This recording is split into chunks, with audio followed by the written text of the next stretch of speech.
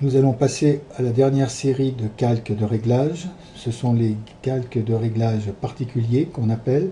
Donc le premier c'est négatif.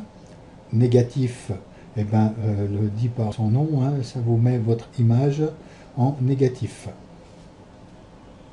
Après on va avoir un calque ISOI qui joue sur les couleurs, qui va simplement vous afficher le niveau des couleurs. Alors, soit avec 2 couleurs, soit avec 255 couleurs. Quand on n'a plus du tout de couleurs, vous voyez, quand on arrive au numéro 2, vous voyez que là, les couleurs, il ne reste plus beaucoup. Et au fur et à mesure qu'on monte, on monte de plus en plus de couleurs. Donc ça, c'est un calque qui sert pour faire de la BD, si vous voulez, un genre de diaporama en BD. Alors c'est à peu près la même chose pour le prochain. Alors, je vais mettre ceci à la poubelle. Voilà. Donc c'est à peu près la même chose pour le seuil. Donc, le seuil va vous mettre votre image en noir et blanc et il va jouer que sur le noir et le blanc. Donc ici on va sur le blanc et en bas on va sur le noir.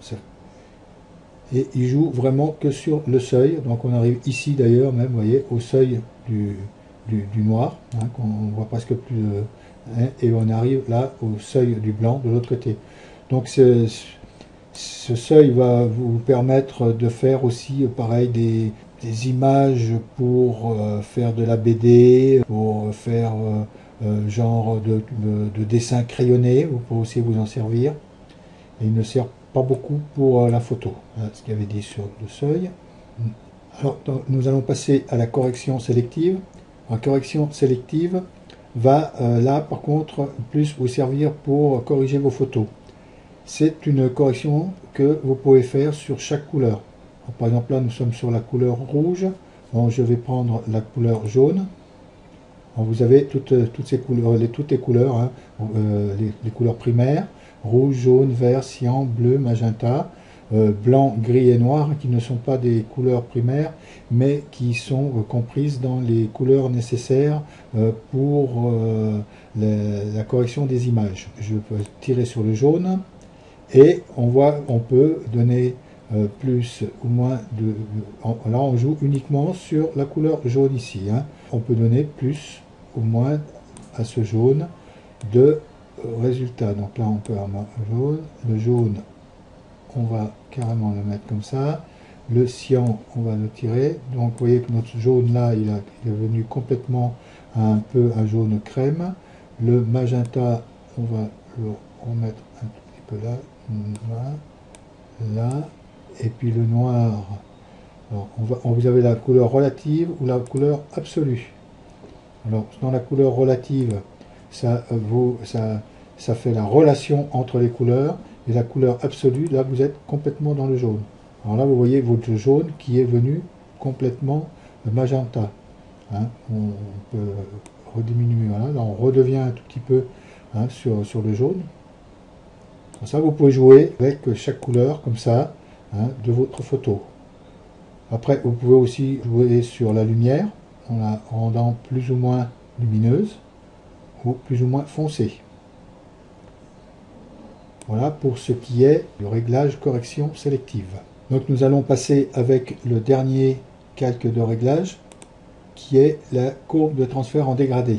Comme vous pouvez voir, donc on a par tramage, on a deux choix pour choisir, par tramage ou inverser le dégradé. On se trouve avec les blancs en vert et les verts en blanc pour ce dégradé là. Donc on peut mettre comme ça. Donc après vous avez différentes sortes de dégradés. Vous pouvez aussi en fabriquer vous-même, hein.